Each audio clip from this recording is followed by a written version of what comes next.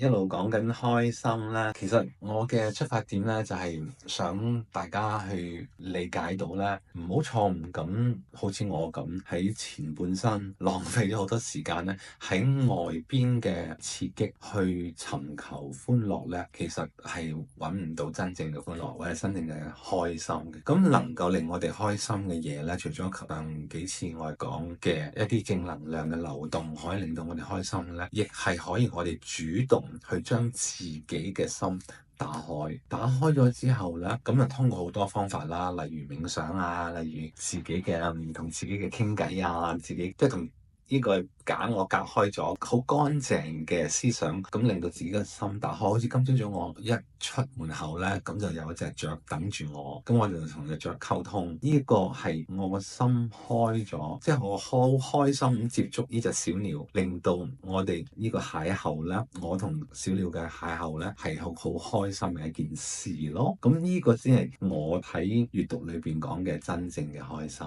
我哋繼續下次再講多一次啊，好唔好啊？